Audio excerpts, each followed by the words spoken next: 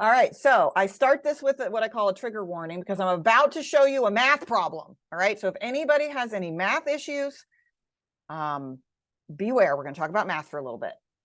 So probably you have seen this equation. You've probably even memorized it. A squared plus B squared equals C squared. Yeah? Okay. Can you explain it? Is there anyone here who can explain this? What does this mean? Don't tell me it's the Pythagorean theorem or whatever. That's not explaining it. Anybody? Nobody? Come on. Okay, fine. Yeah, I figured. Here's an explanation that I found on the internet. In a right-angled triangle, the sum of the hypotenuse is equal to the sum of the squares of the other two sides. Okay, sure, fine. I will take your word for it. Can you prove it? I certainly couldn't really do that. Here's one way of sort of proving it. Again, found it on the internet. I don't even know if this is actually right or not. I do not have a very deep knowledge. I have a very surface level knowledge of how math works. And I am really good at following formulas. I can plug in some numbers. I even know what that little 2 means above those letters, but I don't get it. I don't understand the math system. I have learned math facts. I have learned to follow an algorithm. But I could not prove to you or really explain what this equation means. So my question to you then is, does memorization equal understanding? I would submit that with many instructional systems that we have, we're affected, especially in the realm of spelling, we are effectively asking students to memorize the spellings of words, right? One way we would do that would be to, let's just give them a whole bunch of words that have the sound O in them, like float, arrows, load, cone, obey. Let's just throw those all at them. And then they can memorize how to spell them, because there's at least 3 different ways to spell O in those words. It'll all be good. But does that mean that they understand the writing system? No. When you understand a system, there is little need for memorizing. Besides that, we also know that our brains, there is no way that we can memorize the spelling of every single word just by visually looking at it.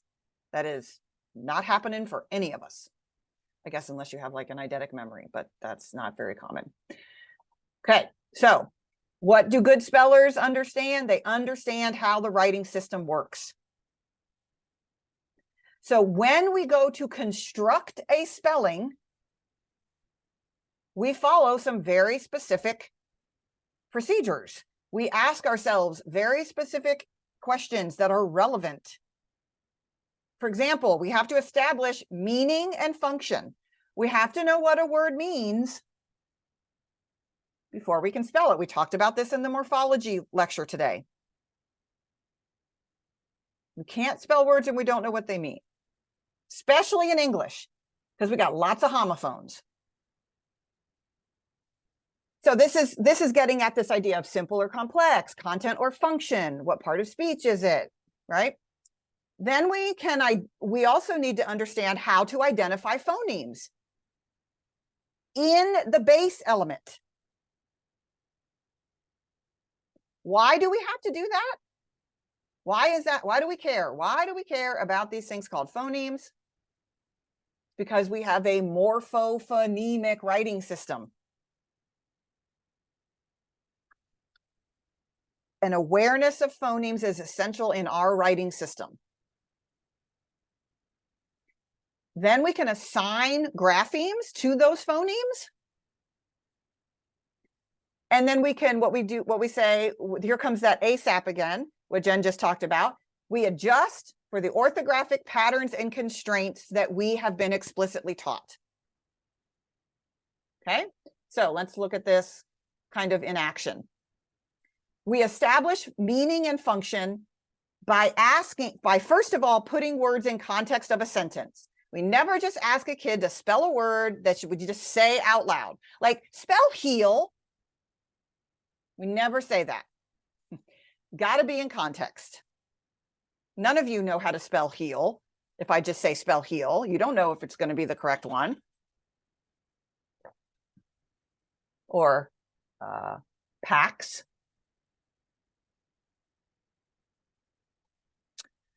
Okay. So this is why we have these questionings right here. Your scenario here, if they've only been taught simple words, then we ask, well, is it simple? The answer is going to be yes. For a long time, we only are asking, is it simple? And they're going to say yes. It's like a no-brainer question. That changes, as you know, when we get to complex words. Then they actually have to think about it. If it's a function word, we proceed by making them just name the graphemes. S-H-E, write a name, S-H-E, what's the word she? If it's a content word, we can tap those sounds. So establishing meaning and function. Oh, so here's that part, identifying the phonemes. So once we've established meaning and function, we identify the phonemes and we assign graphemes. Now remember, we only identify the phonemes if it's a content-based word, a content base, okay? Right? Remembering that not all graphemes represent a phoneme. There could be a grapheme in a word that's not representing a phoneme. It is there for another reason. We got to make sure that we include it, like the E in have. One thing that a grapheme does is represent a phoneme. It has other jobs. We also know that graphemes are found within morphemes, not between. We'll talk more about that later. Then here we go, adjusting for orthographic patterns and constraints. For example, for the sound S, I've got a few different possibilities for the grapheme. How do I know which one to use? Well, I need to consider ASAP.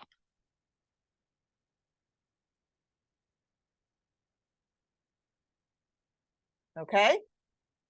So as we see this play out in words that you already have, that we've already talked about, this kind of word, like, does he have a cast on his leg? I'm using it in the context of a sentence so that the student knows what it means. I would ask, is it simple? Yes. Is it a function word or a content word? It's a content word. Now I do my other 3 steps. Tap the sounds, name the graphemes, right? Are those graphemes allowable? Am I allowed to, for example, am I allowed to use a C if the next letter is an A? Yes or no? Type that in the chat. How do I know to use a C? Yeah. What if my student said K-A-S-T? Well, I better be ready. I better have taught them about when to use a C or a K. Because if I didn't, then how am I going to address it? Right? So, yes, are the graphemes allowable is something that we ask when we preliminarily assign graphemes to phonemes. And then we write a name. What's the word? Cast.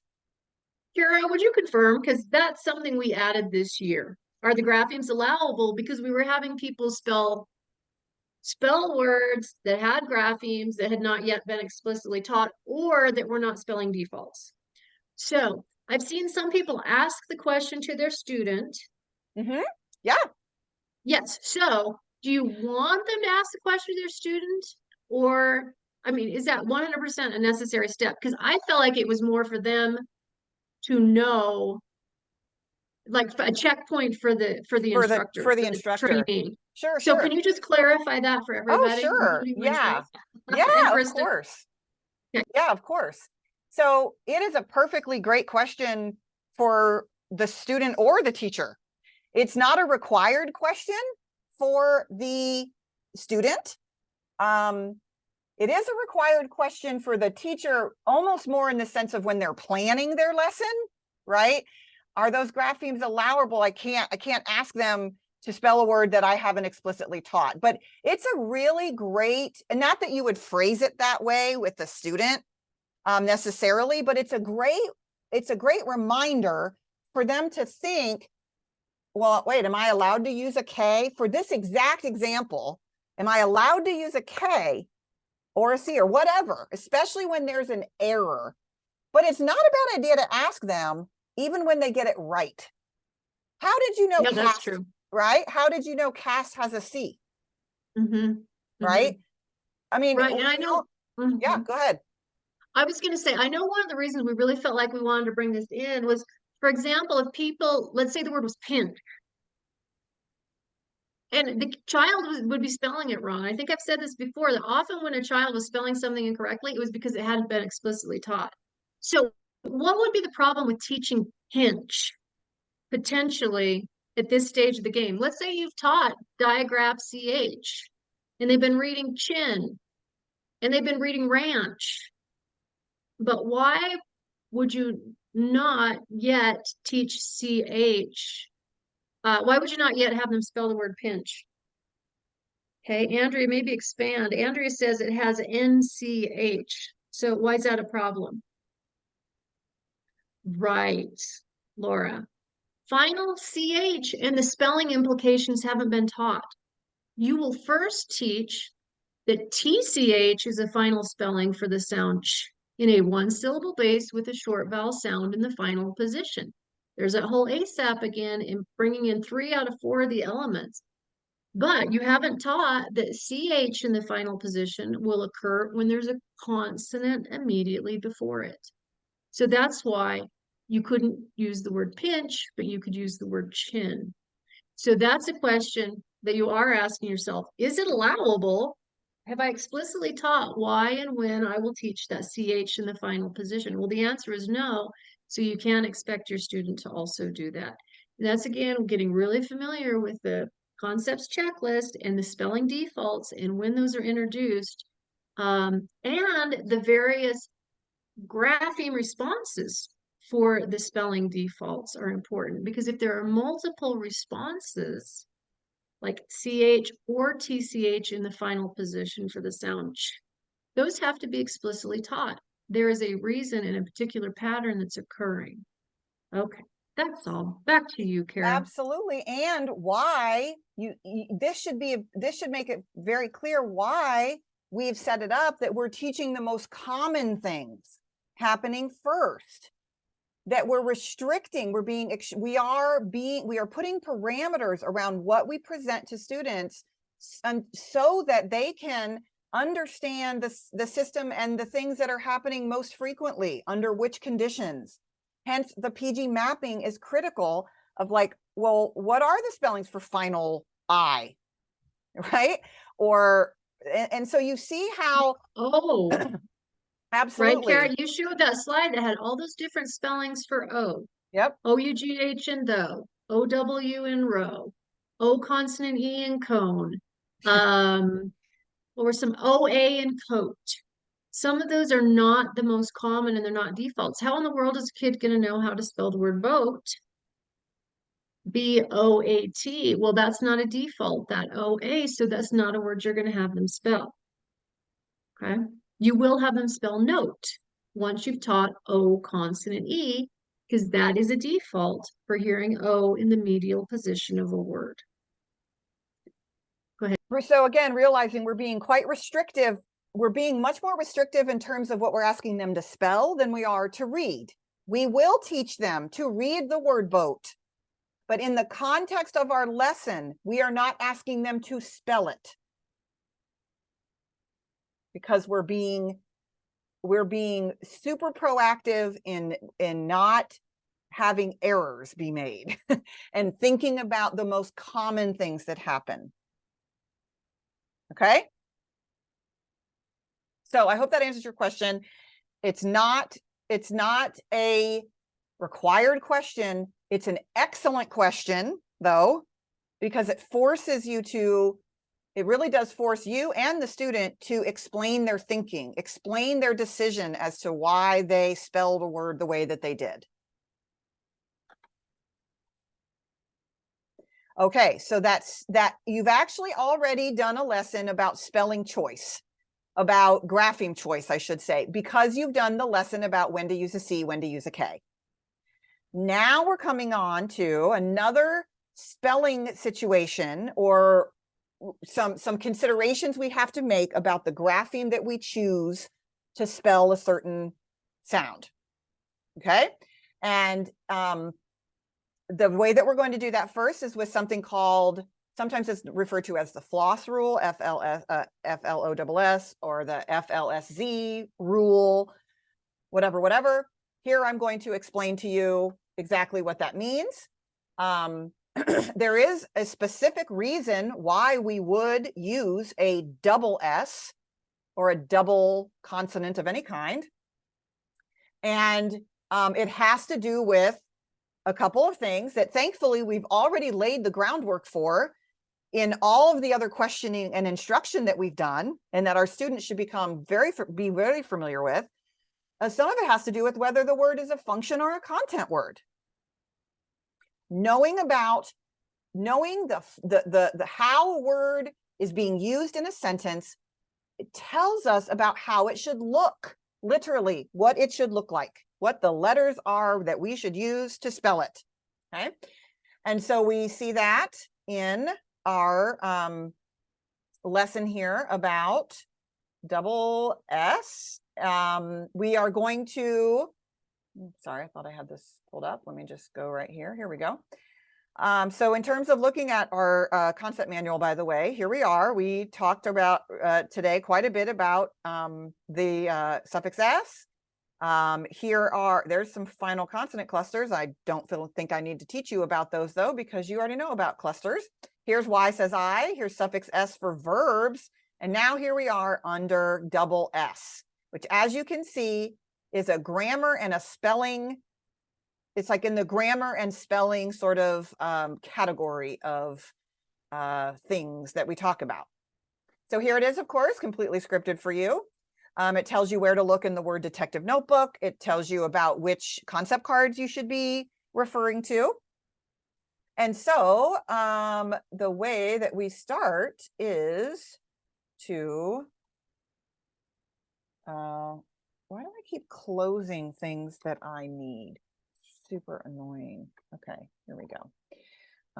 In terms of what you're looking at for this, we're going to turn to this page right here. Okay, and going to look specifically at this kind of box right here. Okay, this says the baby won't fuss with us in the room. Baby won't fuss with us in the room. This is the word fuss right here. Can someone please tell me the phonemes in fuss? What are the phonemes in fuss?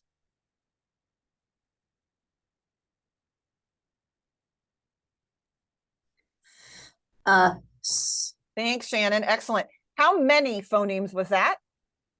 3. Okay, great, Shannon. Now look at the word, and how many letters do you see? 4. Ah, you see 4 letters. What is spelling?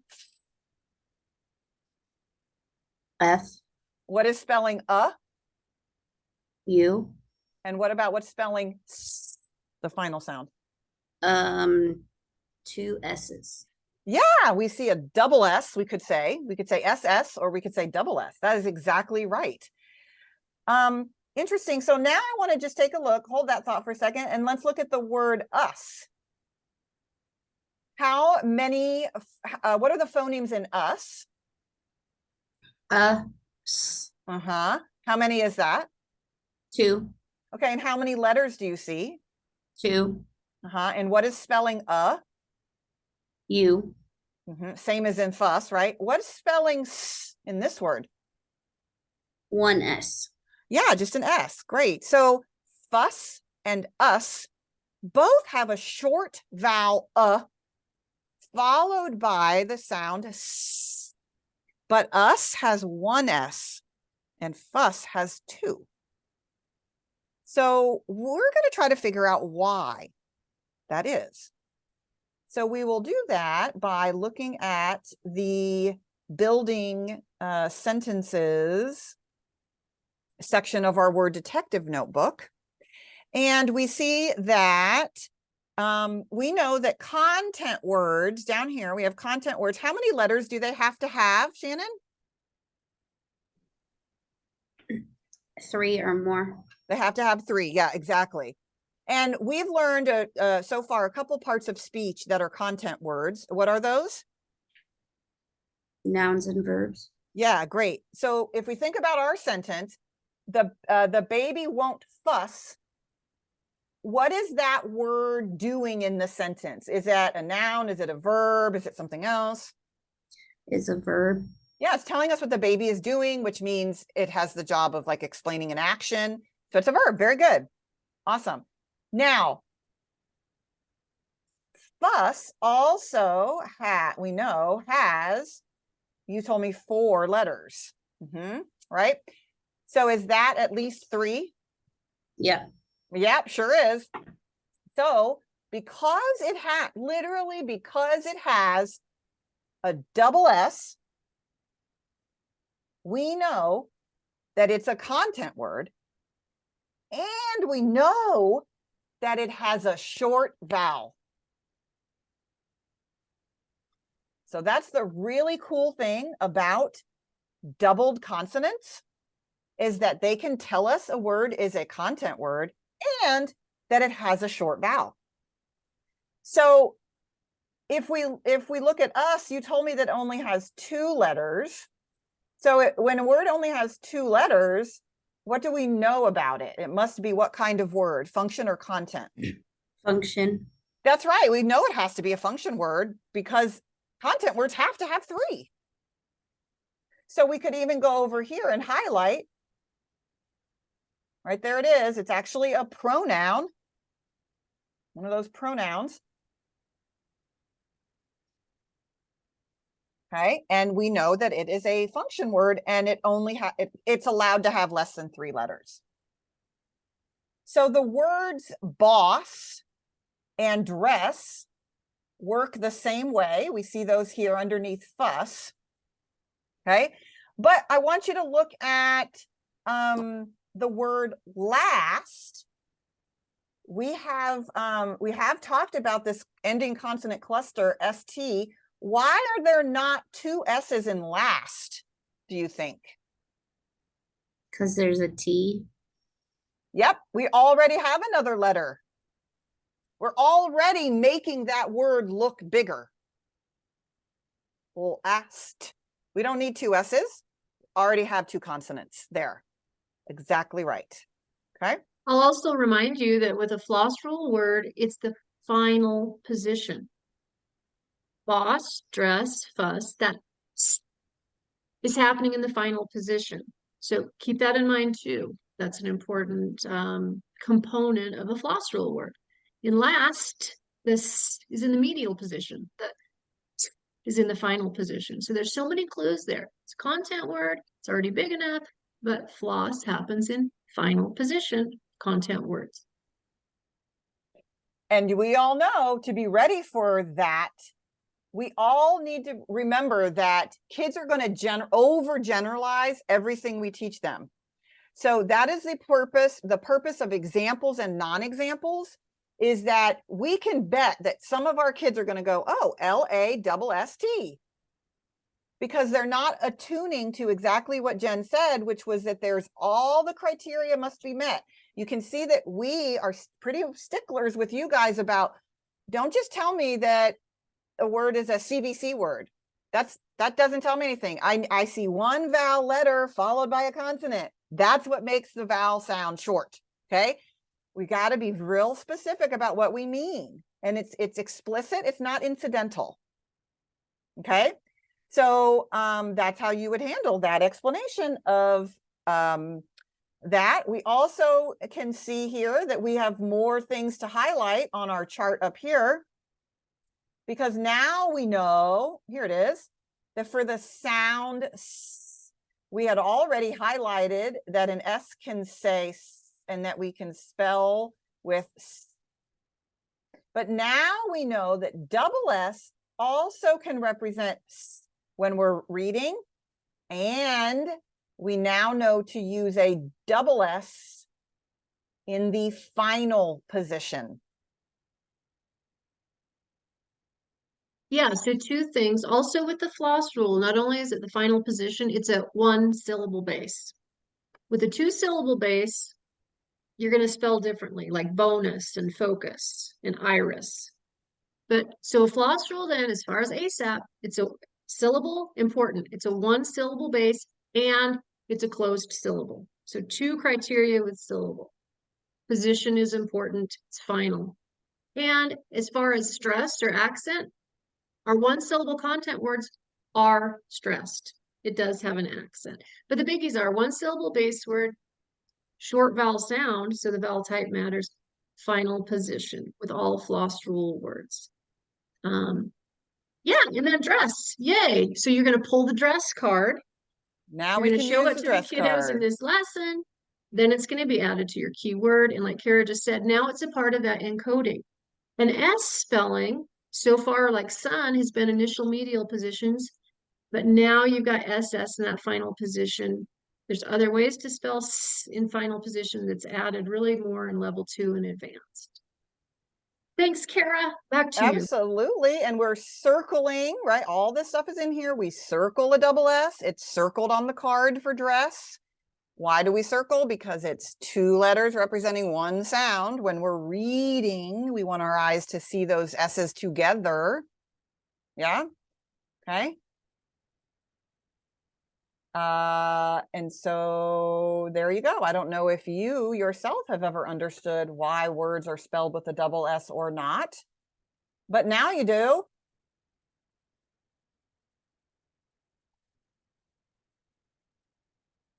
I didn't mean to do that.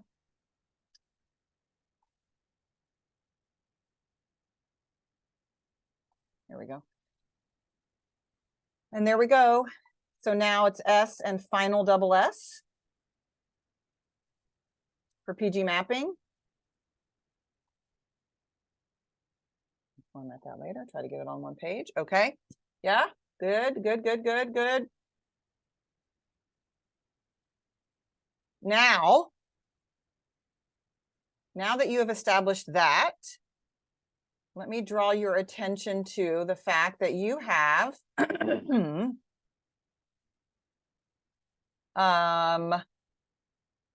that's not the only content word spelling that's a marker of a short vowel. So by the way, one syllable words ending with double consonants are content words, right? Double consonant signal a short vowel sound. There's a whole bunch of stuff to like bring together here. But what I want you to notice is it also happens with a double F. Some other consonants that double, as we said, it's the floss rule, FLSZ, double F, double L will happen as well. And very rarely, but it does happen, is a double Z. Now let's talk about this, because here's what I want you to notice. Here's our sound Z. I want you to look very carefully at especially the spelling for the sound Z. And I want you to tell me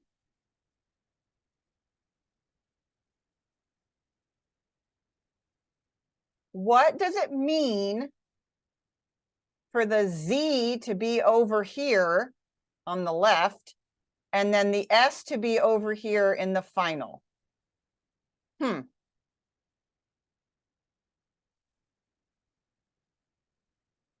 It means we're only learning double Z for reading, not spelling. That is correct. Well, now why? Why would we, what does it tell you about these graphemes? What do you know about these graphemes? As to why we would put them in those particular graphemes in the spelling column.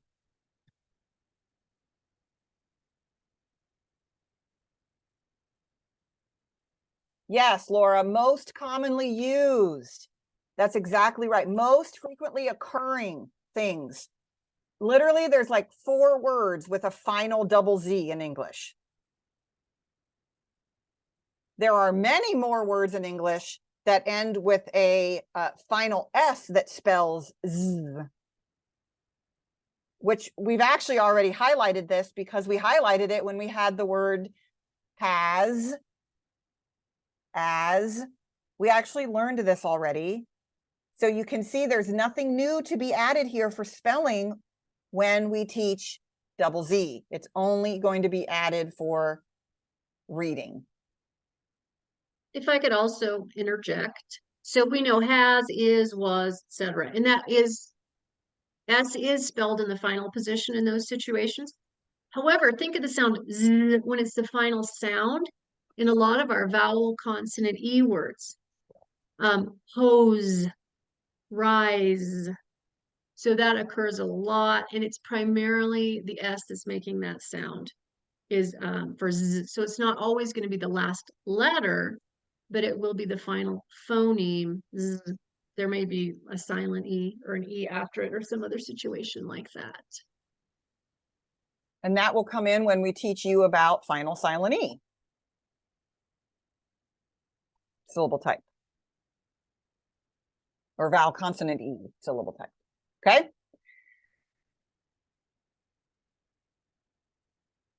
But this page down here, again, is something that you can work off of each time you teach another one of these content word spellings, including when you teach CK.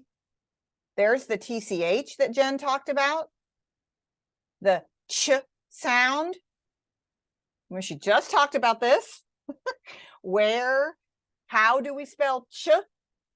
Completely depends on where it is in the word. What are the adjacent letters? What sounds do we hear? All that stuff. We have to teach that explicitly to kids. And if we haven't done that yet, we cannot include those words.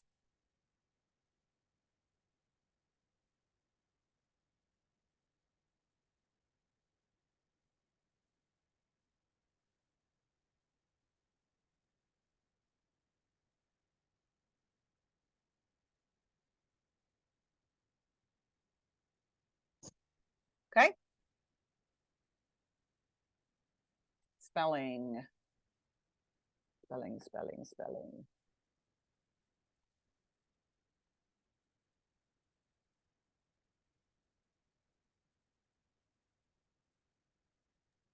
Look for encoding. Are you going back to the PowerPoint? I certainly Encoding can. PGCs.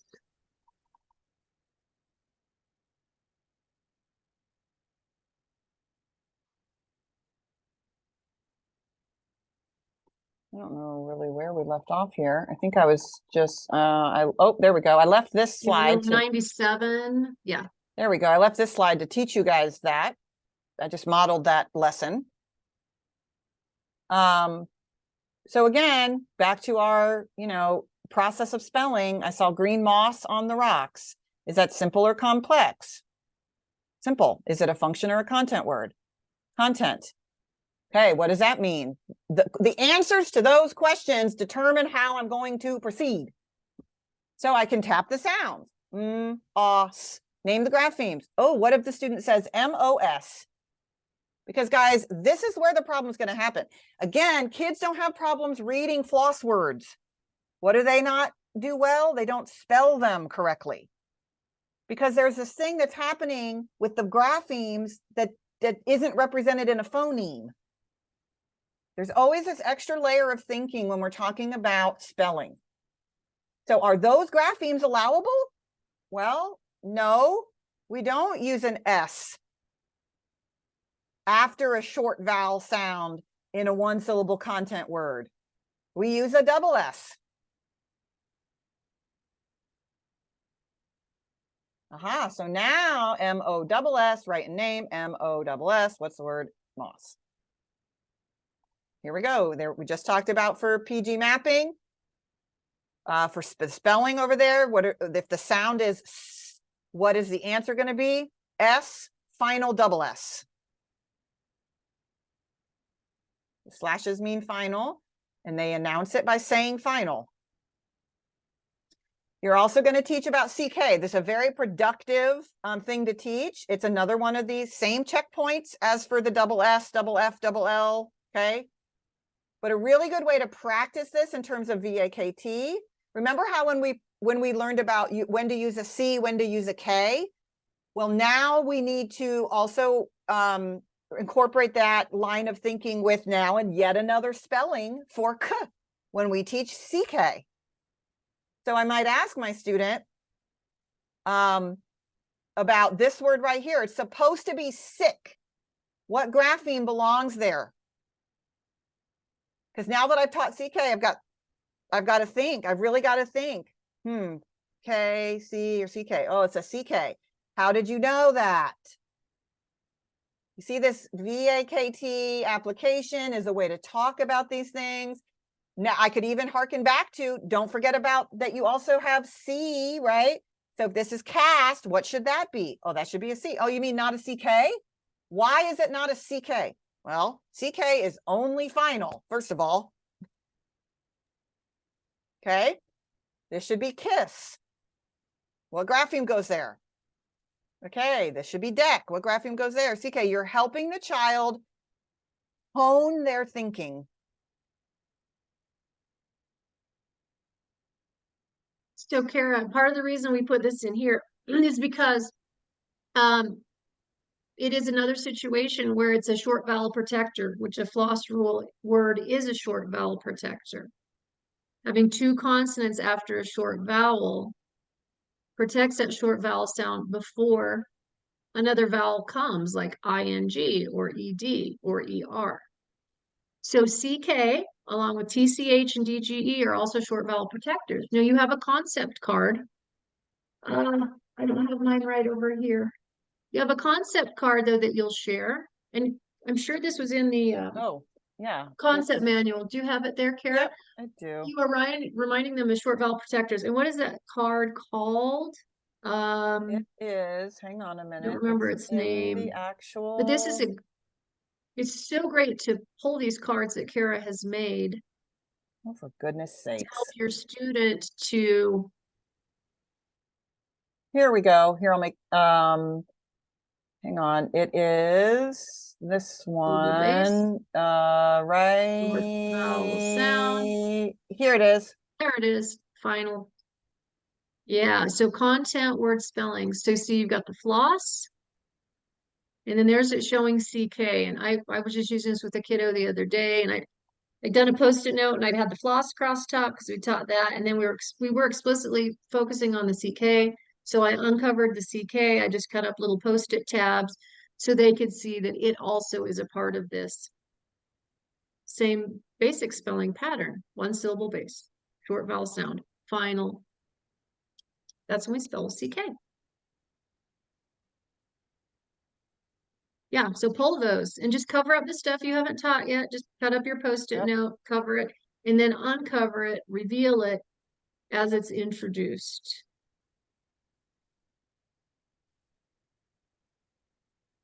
And pull it out often to refer to for that reminder also.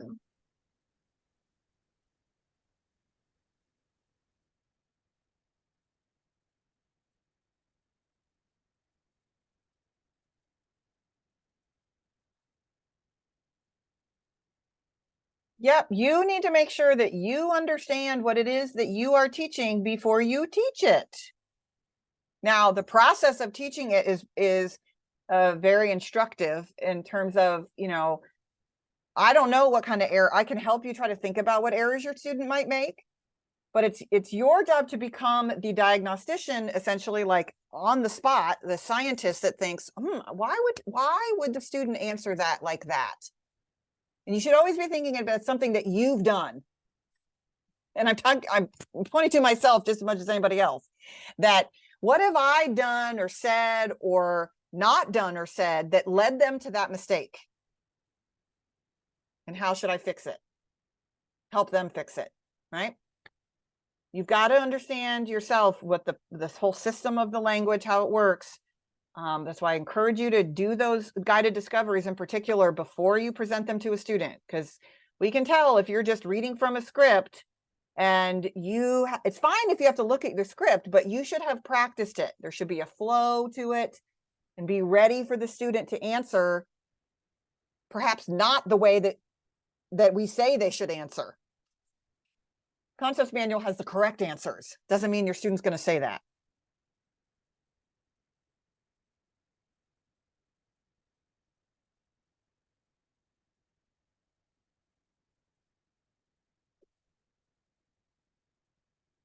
Okay. How are we feeling?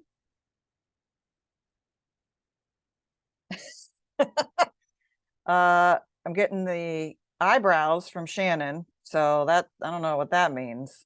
Ray and Mostly, Alexa did smile, and so is Laura. I think Oh, and there's Shannon and no. Kristen. I think they're smiling at other people in the room. I really do. I don't Oh, think you they're don't think they're smiling at smiling us. because of general happiness and pleasure? Probably because it's over. But I mean, Oh, well, that is a reason for a little grin. It's almost 9 a.m. here. I Woohoo! know this. Look at how My much brighter I breakfast. am The sun now. has come up. The sun is out.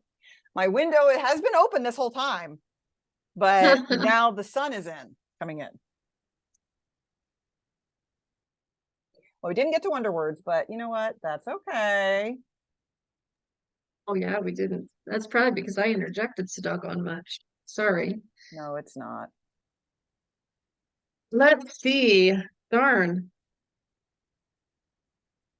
We always plan more than we can. I know. And then, yeah, make sure you pay attention to the VE lesson. Carrie had already talked about it briefly, but realize that's coming up. And so what should I pull it up? Because that was, I've got you want the word detective notebook? I was going to pull the concepts manual. Oh, that's what I meant. That's what I meant. That's what I meant. That's what Oh, I okay, meant. yeah. Okay, I've got it right here. Oh, thanks. Yeah, let's just quickly remind them that where that lesson is, that you're using it with special birthday. It is Oh, you real. just had it. Well, I'm just showing them. It is Oh, in the yeah, beginning. down a little bit. There it is. Uh-huh. VE have. Okay. Mm-hmm.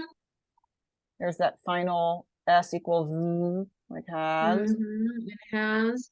And then down here, spoken words. There you go.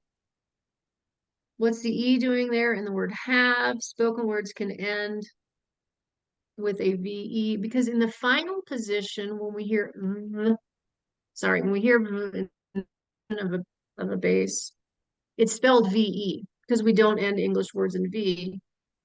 And you will see then, if I could just share really quickly. Oh, yeah. That then when you look at your concepts checklist and spelling defaults, first page, you're sharing, they already know V. They either knew that coming in or you explicitly taught it after closed syllables. You see the spelling response now is V final VE. You have the vowel card already. That same card, if you want to include the word love to show that is spelled V, and then you can kind of show, oh, it also represents the VE, if you want to kind of make that connection. Okay, but this now will be your new response for PG mapping, V, final VE, because we don't end English words with the letter V. All right, I wonder, Kara, we'll talk and decide if we need to record the wonder word lesson. Maybe Sue needs to do that, or if we should just I don't know, you take a look Oh, and Sue, think it's you some that know, needs to be explicitly taught. Sue has a busy schedule, you know, that Sue has a lady, busy that gal. schedule. Uh-huh. So Yeah, we can certainly we- do that. there will be another lesson with Sue coming soon. We were hoping to do it last week and doggone it. Just didn't happen. And this week's busy, and then Kara goes to the IDA conference in Columbia next week.